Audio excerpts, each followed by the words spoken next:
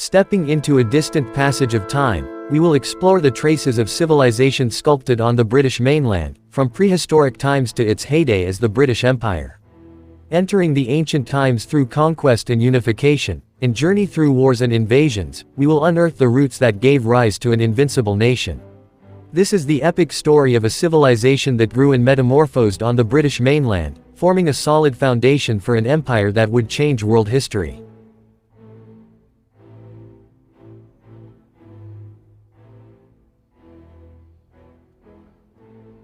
Prehistoric ages in England refers to the period of time before written historical records existed.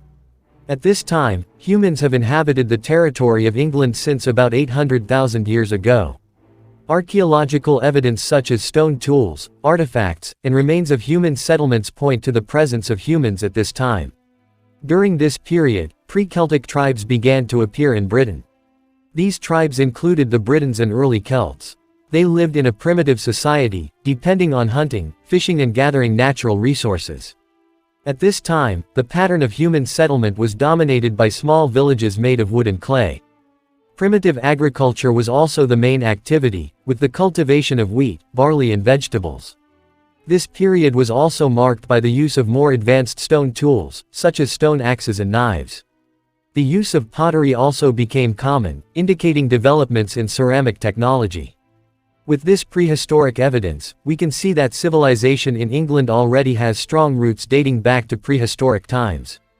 At a later stage, the development of civilization in Britain would involve outside cultural influences, such as the Romans and the Saxon and Viking tribes, which would shape the richness and more complex cultural diversity of the region.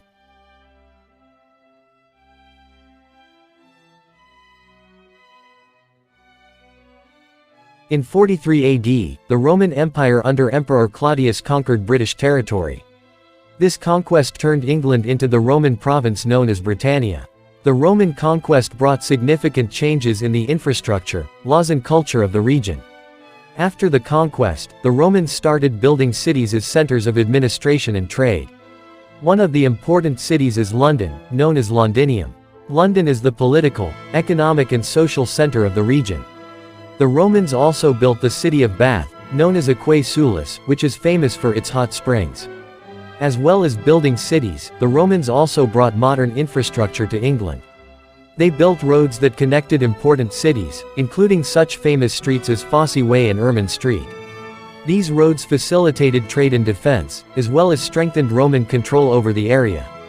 In the field of law, the Romans brought their famous legal system, namely Roman law. Roman law provided an organized and structured framework for British society. In addition, the Romans also introduced formal education, by building schools and other educational institutions.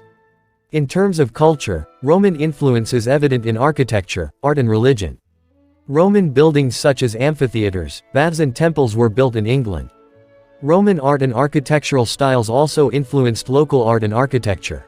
Roman religion, especially the worship of Roman gods, was introduced and adopted by local people. The Roman conquest brought significant changes to civilization in Britain. Roman infrastructure, law and culture became the basis for the further development of the region. However, the Roman Empire withdrew from British territory in the 5th century AD due to several factors. The raids by barbarians such as the Saxons, Jutes and Angles posed a serious threat to Roman rule in Britain. The center of Roman power was also increasingly concentrated in other areas that were considered more vital. The economic and financial crises faced by Rome, as well as internal conflicts and civil wars, diverted the empire's resources and energy. A combination of these factors influenced the Roman decision to withdraw their troops from Britain, providing opportunities for the barbarian tribes to expand their influence and paving the way for the development of new kingdoms in England.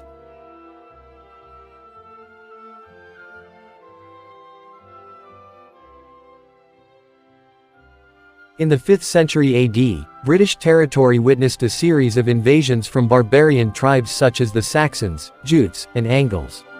They came from the area of Germany and Denmark that was then known as North Germany.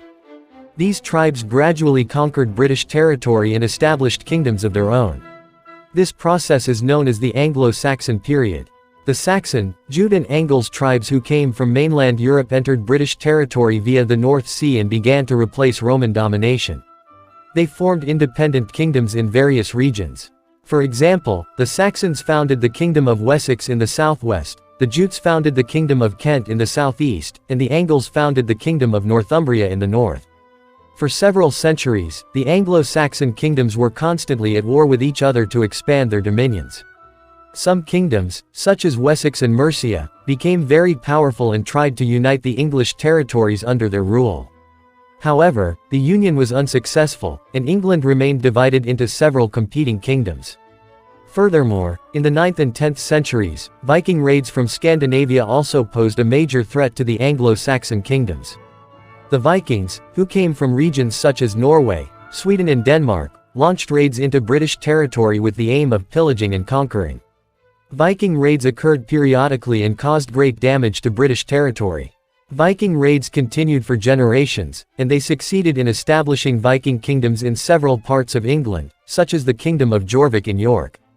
However, the Viking kingdoms were eventually met with resistance from the Anglo-Saxon kingdoms and were unable to expand their influence widely throughout Britain.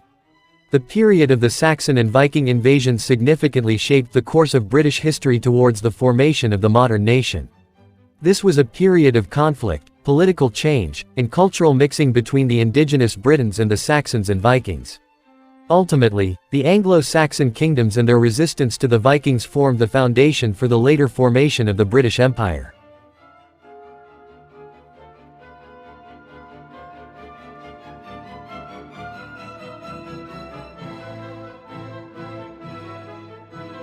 In the 10th century AD, the process of unification of the Anglo-Saxon kingdoms of England began, which led to the formation of a more centralized British Empire.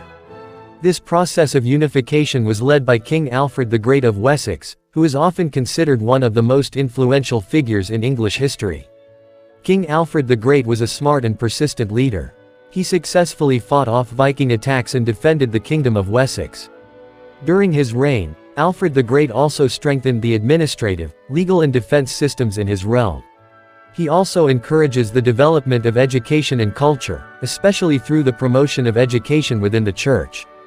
After the death of King Alfred the Great, the process of unification of the Anglo-Saxon kingdoms continued under successive kings such as Æthelstan, Edmund I, and Athelred II. King Æthelstan, grandson of Alfred the Great, is credited with being the first king to successfully unite the Anglo-Saxon kingdoms of England. He expanded his realm through strategic battles and marriages, thus acknowledging himself as king of all England. However, despite attempts at unification by the Anglo-Saxon kings, the process was not easy. Rebellions, civil wars, and Viking raids continued to challenge the quest for a strong and stable empire. Some of the Anglo-Saxon kingdoms that had power and identity of their own still retained their autonomy, but they recognized the authority of central kings. This period was the first step towards the formation of a more unified British Empire later.